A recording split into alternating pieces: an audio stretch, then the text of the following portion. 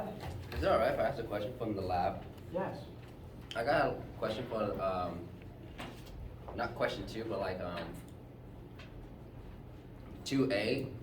I feel like it doesn't give enough information.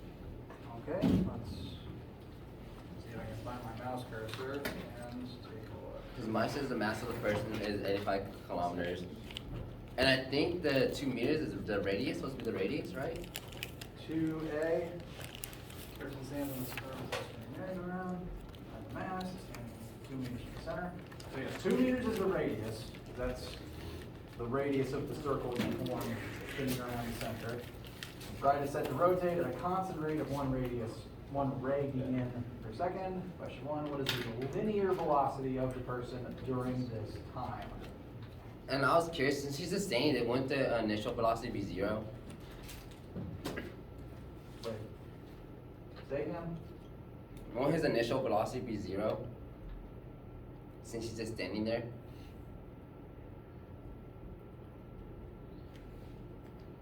No, well he's standing on a moving object, so he is moving. Now what you're originally told is angular velocity, 1 meter per second. You also know radius, which means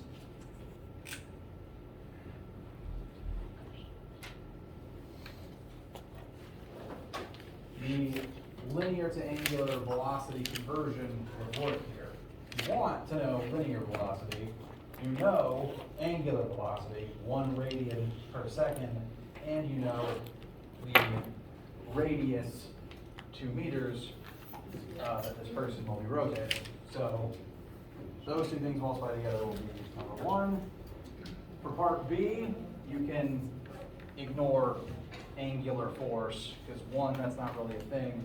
2, part C asks for centripetal force, which was my intention there. So you can ignore this extra part of B. You should answer centripetal acceleration, and then you can use that to find centripetal force. So I'm glad you mentioned that, because I forgot that was there. So ignore angular force, because I don't ever call it by that. Are you gonna go back over typical Sorry? today? Are you gonna go over typical today? Yes, that's what we Okay. started at. Yeah, I showed it to you last time, but we've yet to actually use it much. I have some other announcements, namely scheduling stuff and stuff about the test for next week. But does anyone have any other miscellaneous questions before that? Yes. Sorry, one more time. Great question. So that's one of the announcements. Today is Monday, February 28th. Happy March. Happy not leap year. And no, the homework and quiz are not due tonight. I mentioned, at least to those who were present physically on Friday, that I was changing that, but then I forgot to actually change it until last night. So the new due date, which is now currently reflected on the website, is next week, Monday, March 7th. You should try to have it wrapped up before then, especially if you are taking the test on Monday. If you would normally have Monday lab, I'd recommend having the homework done before that, so you don't have to try to rush to finish it after you've taken the test. But I figured there was no reason to not give you the weekend to finish it up. So, homework and quiz for Chapter 4 are now officially due March 7th. Additionally, this week's lab I am moving to this Friday because we haven't really used centripetal force yet in class, and I want to talk about torque first. So we're going to finish Chapter 4 up this week, hopefully on Wednesday, and then the lab we do on Friday. Yes? Yes. Last week's take-home lab is now due Friday. There is also not a new lab for this week. There is just no new lab assignment this week, neither in person nor take-home. 1, assessment day is on Tuesday. 2, I want to give you guys time to start reviewing and studying the test next week. So there's no lab this week? No lab this week. You don't have to come to the lab room, and there is no new take-home assignment. You still have last week's take-home assignment, which is now due Friday. So finish that up and study for test instead. Does that answer your question? Sorry. Yeah. Okay. Okay, so homework moved, lab moved. Next week is test 1. Test 1 will be about chapters 1 through 4. We are finishing chapter 4 this week. I'm hoping to be done with that on Wednesday so we can spend Friday reviewing and going over stuff related to that. Now, for your, almost bit my tongue there. Give me a second.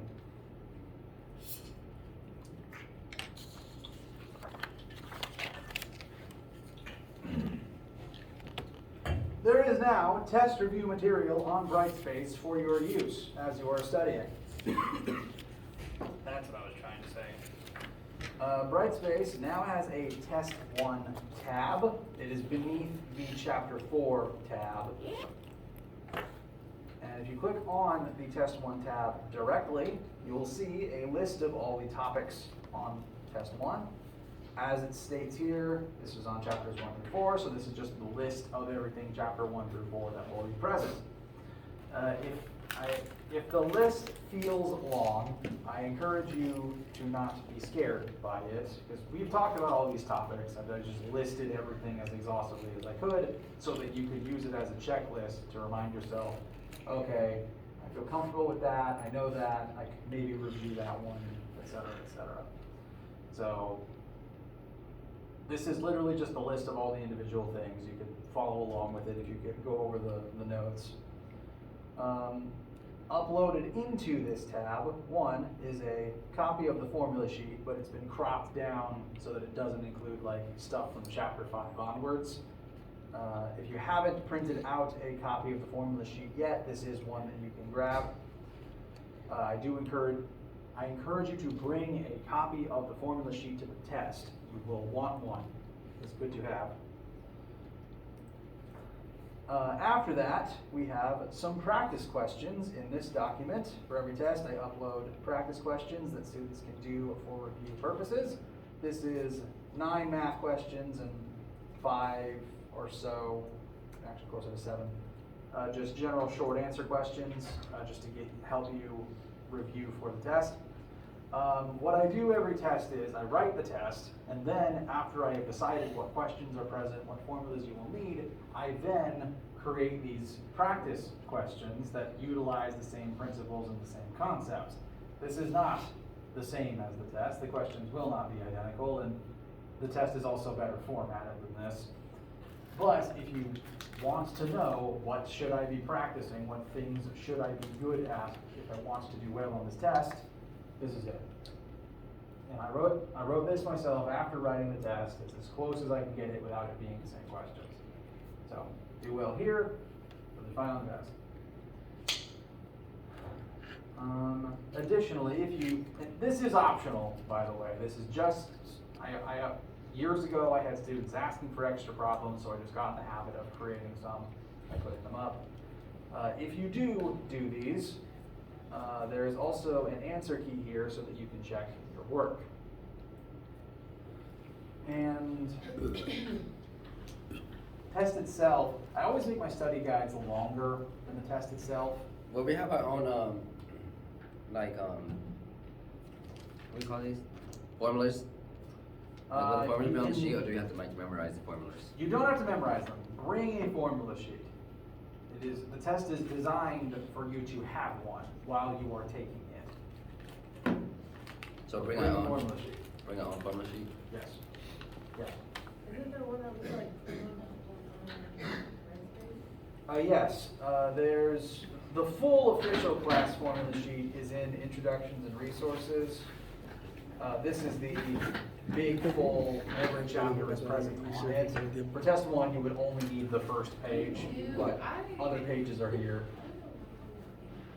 Yeah, this is the formula sheet that all tests are designed for you to have with you while you take it, and use it for all assignments. Does that answer the question? Yeah. All right.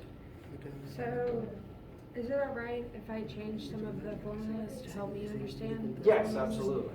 As long as it is the formula sheet and I can look at it, then absolutely. Alternatively, if you did write one yourself, because I know some people just like to do that, I'd be okay with that. I'd just like to look at it when the test starts. I think that's all the major announcements. Does anyone have any other questions before we move on?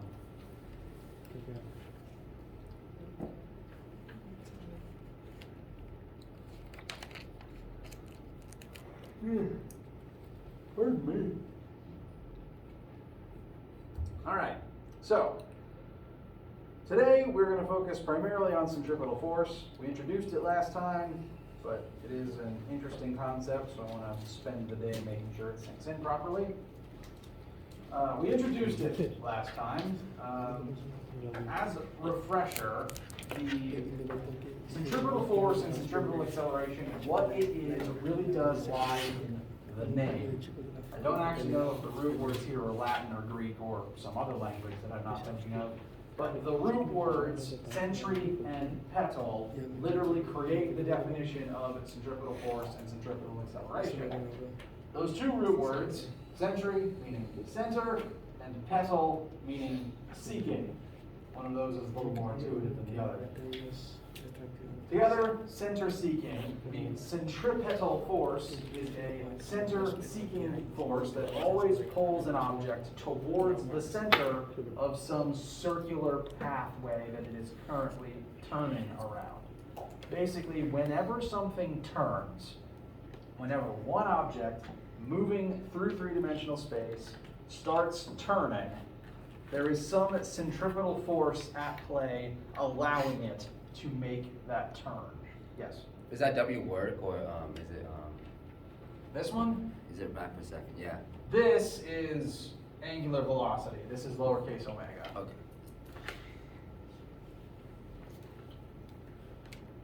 Some existing force has to act upon an object to allow it to turn. And that centripetal force causes centripetal acceleration. Now, there's loads of places where this comes up. One that humans pretty regularly experience on a daily basis is turning your car, or being in a vehicle that is currently turning.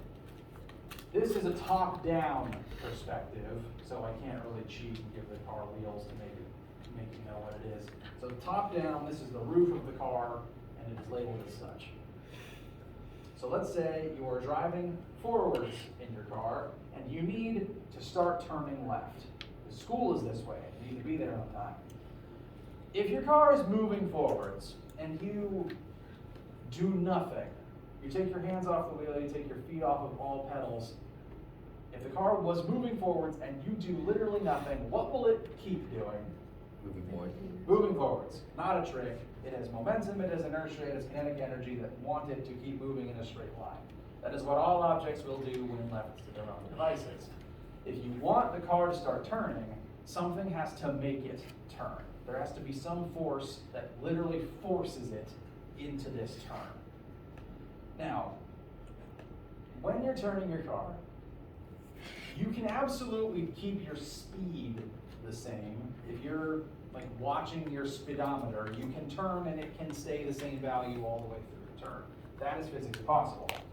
But speed and velocity are technically different things. Speedometer only tells you speed.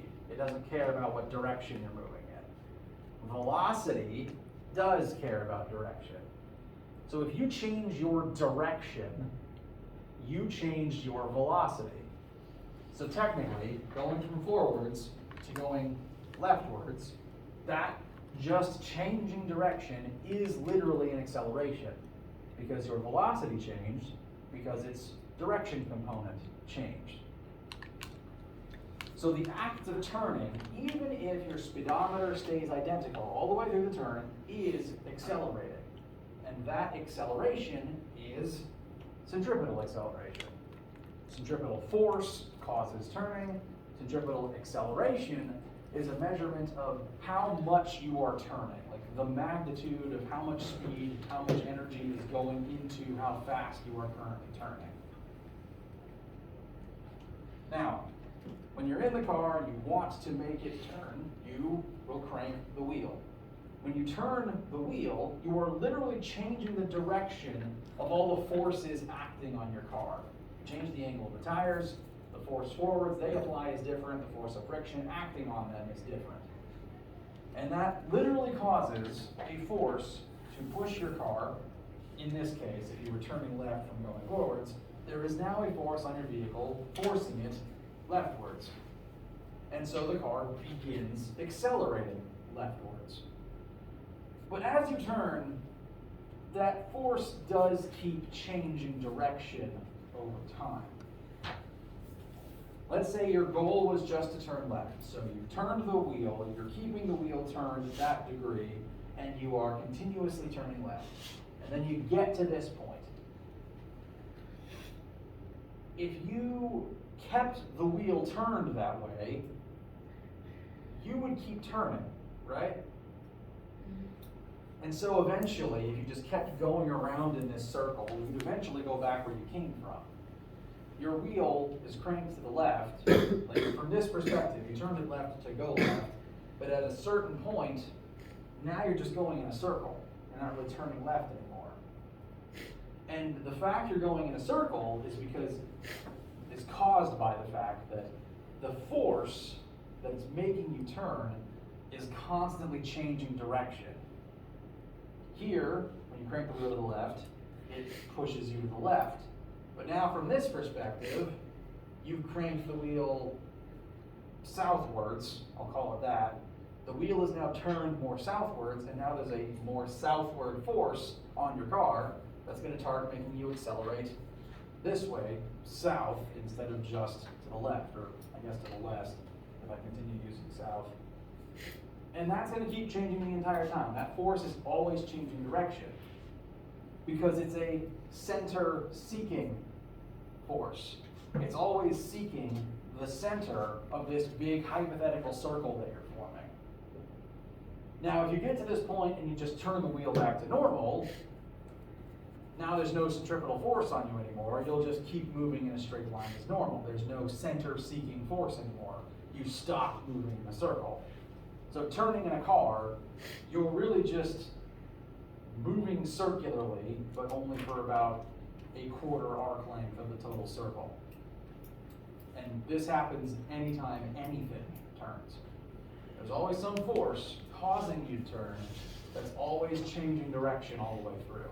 If it wasn't always changing direction, then, well, you just keep accelerating in one straight line forever. It doesn't actually, you couldn't turn if it wasn't changing direction constantly. Anytime something turns, some real existing force always has to act as a centripetal force to actually allow the object in question to finish that turn. And this is only really true for an object turning around some other point. For example, the wheel is spinning right now, but it's not orbiting a point outside of itself. In 3D space, it is currently stationary. So it's not orbiting, it's not actually turning around some other point. So right now, this doesn't involve a centripetal force. This doesn't involve a centripetal acceleration from the tire's perspective. This is just rotating about its own central axis. There might be a centripetal force involved from a different object's perspective though. Say if I put a bright yellow sticker on the tire and it was then rotating around on the surface of the tire, that sticker would be orbiting compared to the central point of the tire. So the sticker would orbit, the sticker would have a centripetal force and acceleration, but not the tire as a whole. Just the one thing orbiting around some other point outside of itself. So that makes centripetal acceleration a weird concept that's angular and linear at the same time, because the object involved has to be moving forwards, or at least trying to move forwards, but some other force forces it to move circularly instead. it has to be doing both at once. The one wheel spinning in place, not centripetal, but the sticker on the edge of the wheel that is orbiting a point outside of itself, that is centripetal. Yes. So like in baseball, when they throw like a curveball and the spin they put on the ball makes it drop, is that centripetal force or is that different? It could be. I don't know enough about baseball to say for absolute certain. I do know a bit about, like, if you throw a ball with a certain amount of spin on it, because that affects how footballs fly. And see if I can find a video real fast.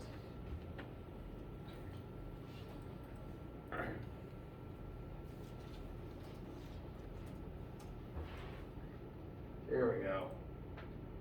So, you don't usually hear about spin in basketball, but what this person's about to do is they're going to put spin on a basketball as they drop it from the top of the Hoover Dam.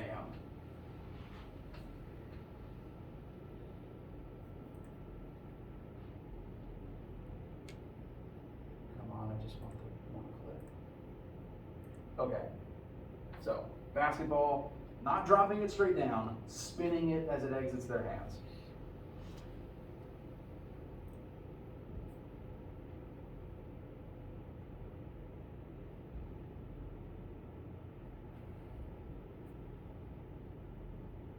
Oh. Apparently the air just spun it as time went on. So that was mostly just a straight drop. No, can you show like 2 examples of him dropping it and him spinning it? That, yeah, that would make sense. See if we can get to the main event. All right, this should be the spin.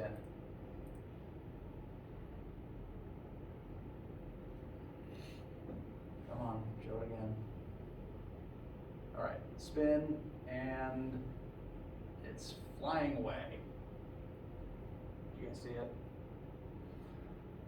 And it landed over there in the water instead of on the building. So I'm assuming baseball worked kind of similarly. And in that case, when you spin the ball, that changes the force the air exerts on it. And yes, that can act as a centripetal force. In this particular case, it kind of swung the basketball around this kind of semicircle. I'm assuming if you wanted the ball to spin downwards in baseball, it'd be the same thing, but this part of the circle instead. I have not analyzed baseball enough to know for certain, but it sounds like what, I think that's my best explanation for what you're saying. Just pretty simple. Okay.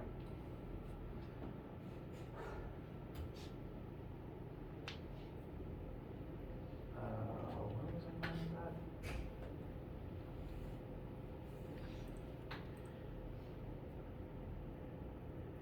Whoops. Okay. Now, anytime something turns, there has to be a force that literally forces it into that turn. And the force in question always has to be some real thing that does just naturally exist. Whenever you start turning, the universe doesn't just say, oh, you need some centripetal force now, let me just sprinkle centripetal force on you.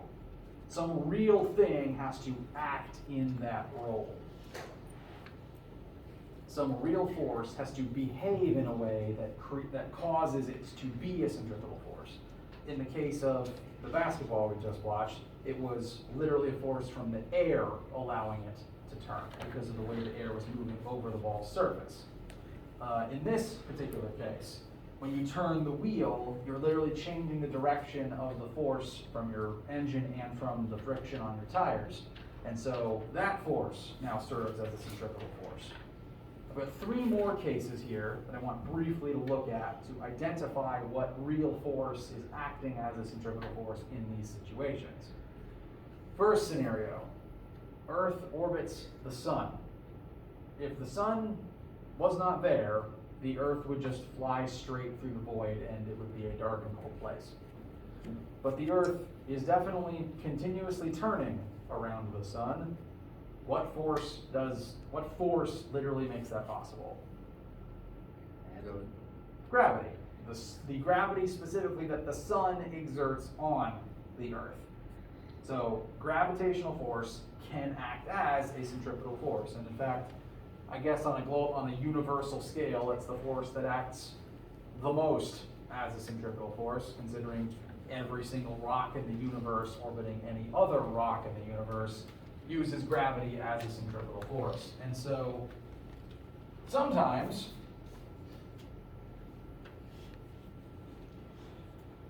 this might be a valid setup to a question, because often in space, the force of gravity is the centripetal force allowing an object to orbit, and from there,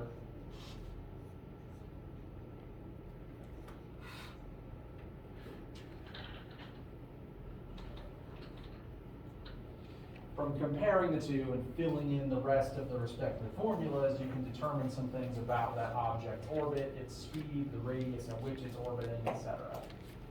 It's a very delicate balancing act that creates how fast a planet is orbiting, what point is it orbiting, like at what distance from the sun is it orbiting. So keep that in mind. It might come up on a future test-like assignment. So, gravity can act as a centripetal force. Next example, a little more down to earth. Let's say that you are a world-class yo-yoist and you're capable of doing some really, really interesting and high-level tricks. I am not that person, so I am instead going to swing this aux cord over my head. And let us pretend that the actual aux part is the actual yo-yo object. So this is, the wooden part, and it is being held in place by my hand on a string. So, currently, I am swinging this fake yo-yo over my head. What is the centripetal force allowing the yo-yo to continuously turn around my hand? Yes? Tension. Tension in the string. Very good. If there was no string, the yo-yo would just fly away from me. It would not be forced into a circle. The string is literally forcing it in place, and so the force the string exerts, which we usually call tension, is in that case acting as the centripetal force. So ropes, tension in ropes is also a common source of centripetal force. And frankly, any rope, as long as it's connecting something moving around one end, even if it's not fully spinning, counts as a centripetal force. So like pendulum motion, there's a centripetal force involved here. Swinging from a rope and then jumping off into the water, that's also a centripetal force motion. Or swinging vertically counts too. If there's a rope holding you at a radius from your point of turning, there's some centripetal force involved, and the rope is the one causing it. Last question, and of the three, this is the tricky one. A jet turning at Mach 1. Is anyone unfamiliar with the term Mach 1 or Mach 2? I don't know what Mach 1 is. Okay, so for those unaware, Mach is just an interval of how fast you're moving compared to the speed of sound. If you are traveling at Mach 1, you are traveling at the speed of sound, and that's when you start creating sonic booms.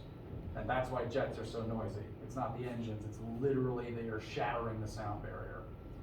Mach 2 means twice the speed of sound, Mach 3 means 3 times the speed of sound. Fighter jets get ludicrously fast. This is actually pretty tame for some fighter jets. Mach 1 was busted a long time ago. But when you're moving that fast, turning is dangerous. You might have heard at some point, like the calculations, the G-forces involved on pilots when they turn very fast jets. Some force is causing the jet to turn, and that force is also being exerted on the pilot in the jet. And humans under extreme forces, if you're lucky, you will stay awake and be uncomfortable. If you're unlucky, you'll black out. If you're really unlucky, you'll turn into jelly. That's like space, right? When they go in. Yep. So, some real force has to be allowing these jets to turn, but they're just flying in midair. There's no rope tied to them, and they're not orbiting the Earth as they just spin in circles.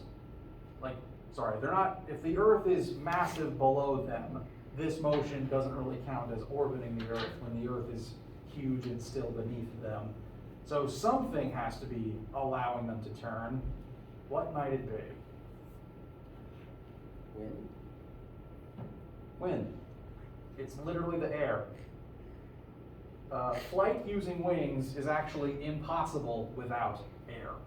Spacecraft don't really need wings, they just need rocket boosters. But on Earth, wings let you fly because wings turn air friction into lift. That's why you need, well, that's why we weren't able to fly until we actually figured out how to build artificial wings correctly. Now, this is not going to be a very good drawing because I am not an artist. This is supposed to be a plane viewed from the front. So, front's a plane, windows, pilot seat, and the two wings from the front side. Imagine it's like flying towards you. If the plane wants to fly in a straight line, its wings are literally always level with one another. And at this orientation, the shape of the wings is designed such that as air passes over and under them, it turns air resistance into lift. But if you've ever been on a passenger plane, any type, big or small, you probably noticed that when the plane wants to turn, it literally has to tilt its entire physical form so that the wings aren't level anymore. If you want to turn left, it tilts this way. Turn right, it tilts this way. Anyone felt that before or seen it in something?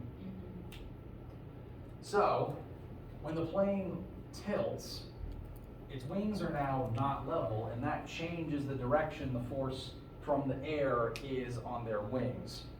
So literally, by just changing the wing orientation, you change the direction of the air force, the actual force from the air, not the military organization. And now that force literally lets you turn. So I refer to that process as redirecting lift force. Yes? What about a helicopter? See, helicopters are a weird one because, well, if they're just hovering in place, they are doing that because the shape of their rotors forces air down. And as the air is forced down, it exerts an upward force on the helicopter. So that's how they hover. The way that they turn, it's less like a plane where they are moving forwards and they bank and are moving in a big circle. Like planes turn like cars do. A helicopter at least is capable of staying in place and just rotating in place. Like if this is the center of the chopper, it's able to just tilt its body because of the rotor on its tail. Now granted, I don't think maybe not all helicopters don't have tail rotors, and I'm not well versed in helicopter construction, but I believe that the tail rotor, based on its speed and maybe the angle of its blades, lets the chopper basically just spin its tail while its torso stays in place. And that lets it turn, and then it continues moving in a straight line. So, helicopters turn like wheelchairs, basically. You can stay in place, rotate, and then continue in a straight line. Now, they can turn while moving. Again, I'm not well versed in helicopter construction, so I might not be the person to ask, but that's the best way I can describe it right now. They are functionally very different beasts to airplanes. So, some real force has to act as centripetal force. Centripetal force causes centripetal acceleration. There's two formulas for centripetal acceleration. AC is equal to velocity squared over r. R in this case is your turning radius. So if we were calculating for this car that was turning, we would measure the radius of the circle that we are forming an arc of. And what this means is the faster you turn, the more centripetal acceleration is required, and the more centripetal force is required. If you go into a turn on your car and you hit the gas, you will feel a crazy amount of force if you want to make that turn quickly. I don't recommend you do that. The faster you turn, the more forces are involved, which is why cars tend to spin out because they can't create enough force. What did you say the R stood for? That was my next point, and I'm glad you asked. That stands for turning radius.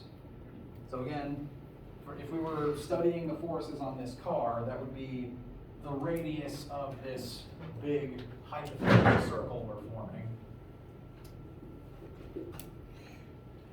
The distance from you to the center point you are seeking. And since R is on the bottom, if your radius is bigger, that actually drives down the needed amount of centripetal acceleration, which means there's less force needed. If you're driving, you just barely edge the wheel, you will form a very big circle, and there's not a whole lot of forces involved in that.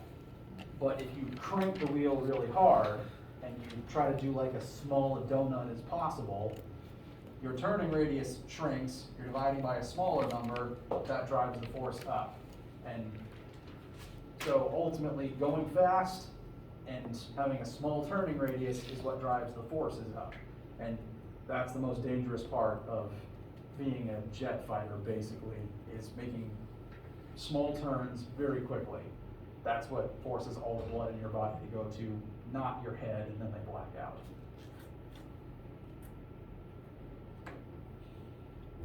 Astronauts too. So, these are our formulas. I would like to try to use them real quick before we break for today. Questions before an example? Okay. I've been talking a lot about space and jets, but we're going to use a slightly more historical application of centripetal force.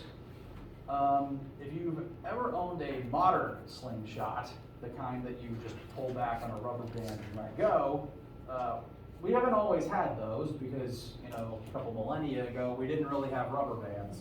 So instead, historical slings, not really a slingshot, but a sling, was basically a rope folded in half. You put a stone in the bend and you swing that overhead. And when you want to launch it, you let go of one of the two ends, and now the rope is free, now the rock is free to move in a straight line towards your target. So that type of sling, like when I was spinning the aux cord over my head, the rope exerts a centripetal force on the object, forcing it to spin until you stop that centripetal force, at which point the object can move in a straight line. The trick is aiming and knowing when to let go. So let's look at probably the most famous example of a sling in history. And this radius we're given is the folded up radius. So this is the arc of the circle. We don't have to further cut it in half. This is the circle arc. So we can go ahead and use that radius in our math. This sling is going to take 1.5 seconds to go from 0 to top speed. Initial velocity is 0. Our top speed in a straight line, once we launch it, is going to be 50 meters per second. It takes 1.5 seconds for that change in velocity. We're going to launch a rock of mass 0.3 kilograms, grams. And again, our sling radius is 35 centimeters, which I've gone ahead and converted to 0.35 meters. Now, our first three questions are going to be calculating three different accelerations here. And I want us to do that to highlight that they are all different things and that they all have their own distinct formulas and identities. So, the first thing we're calculating is the linear acceleration of the rock. If this rock was just speeding up in a straight line, what would that magnitude of acceleration be? And we already have everything we need for that one. There's not going to be much figuring because we know the change in linear velocity and we know the time that it took. So we can simply use formula 2 to find our linear acceleration for this stone. Again, just the representation of it went from 0 to 50 in how many seconds. So our final is 50, initial is 0. 50 minus 0 over 1.5 seconds. That puts our linear acceleration at 33.3 repeating meters per second squared, which is a lot of acceleration, actually. acceleration of gravity is 9.8, and this is at least 3 times more. So this stone is undergoing at least 3 G's of force in a straight line. But it's about to get crazier. Next, I want us to find the angular acceleration. This represents its change in linear speed. Now we want to see its change in angular velocity. Its change in angular speed, which is its angular acceleration. And thankfully, since we know our radius and we know our linear acceleration, we can simply convert linear into angular. So I'm just trying to point out the most straightforward path for each of these. A equals R times alpha. We know R and the A, so we can solve for alpha. 33.3 repeating equals 0.35 times alpha. And alpha will come out to, I forget actually.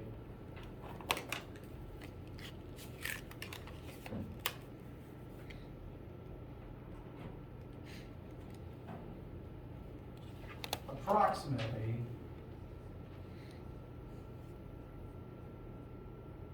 95.4 radians per second squared. This is its change in angular velocity. This is, if it was a wheel, what is its change in spin over this amount of time. So, 2 different accelerations, they have 2 different numbers so far. We're now going to find our new centripetal acceleration, and we will see, we find it by a different method, and it will also be a different number. So, we can ask for centripetal acceleration. There's 2 formulas for that actually. We have linear velocity squared over turning radius. We could also use angular velocity squared times turning radius. We know our final linear speed, so we could use this version to calculate the maximum centripetal acceleration at its fastest point, which is what we're interested in right now. At 1.5 seconds, it's moving at its fastest. So, since this is its speed at 1.5 seconds, we will plug that in to B, and we will use its turning radius as R, and find AC. We could use this version if we found angular speed earlier. There's different routes you could take to get the different answers in different ways. That would be valid.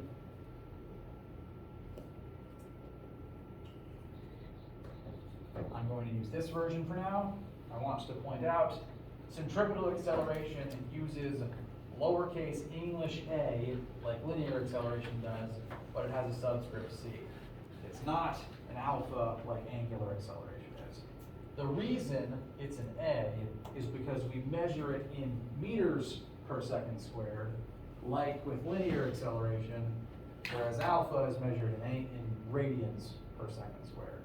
So in this case, the letter cues you into that we're using the linear unit, because you do have to be moving linearly to have an angular acceleration, to have a centripetal acceleration, even though centripetal is kind of a weird hybrid of the 2. But we kind of end up treating it more like linear because of our own perspective as humans who think in straight lines.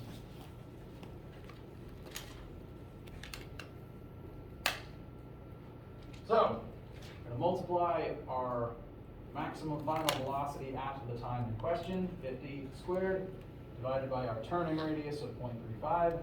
This will create a very large number.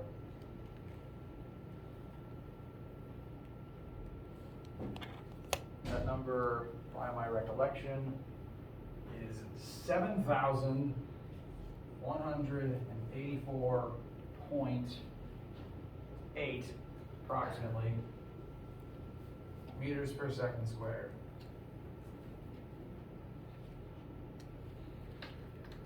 So again, some things to note here.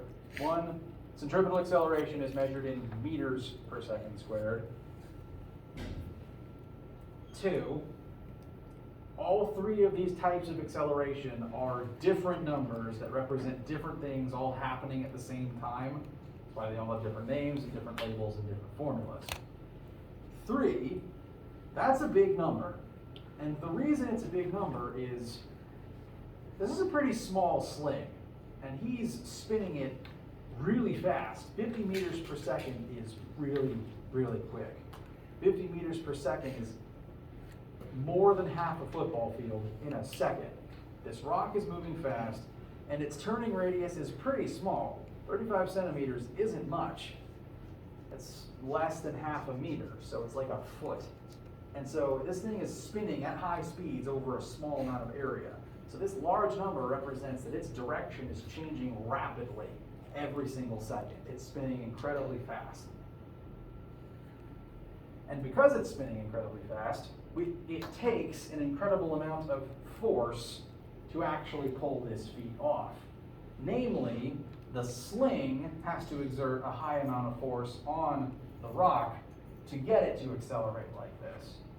So the last thing, what is the tension required in the sling to spin the rock at this speed? Some real force has to act as the centripetal force, and in the case of a sling or the yo-yo or anything with a rope, the centripetal force is created by the tension. So we've been asked for tension, and in this scenario, the tension is the centripetal force. So if we find the centripetal force, we find the tension. That's the force the rope needs to be exerting on the rock to make this feat possible. And centripetal force can be found by just multiplying mass times centripetal acceleration, which we already know. It's actually the only formula for it. So let's just take our mass of 0.3 kilograms, multiply it by the crazy acceleration we just found, and that will give us a different large number for the number of newtons needed to actually cause this feat.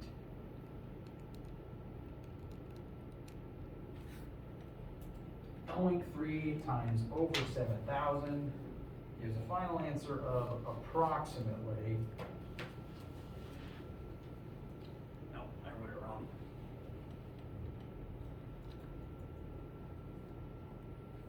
2,143 newtons with rounding. For a frame of reference, I, fairly average human adult male, weigh 1,000 newtons. So this thing is using enough force to lift 2 of me. And it's just a rope, a piddly rope owned by a shepherd. So there's really something special and powerful going on in this particular situation.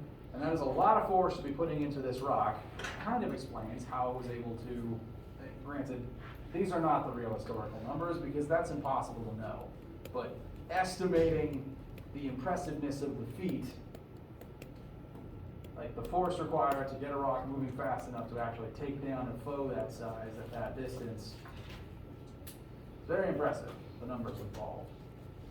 Take a lot of force and take a lot of specifically centripetal force. So, questions, inquiries, etc.?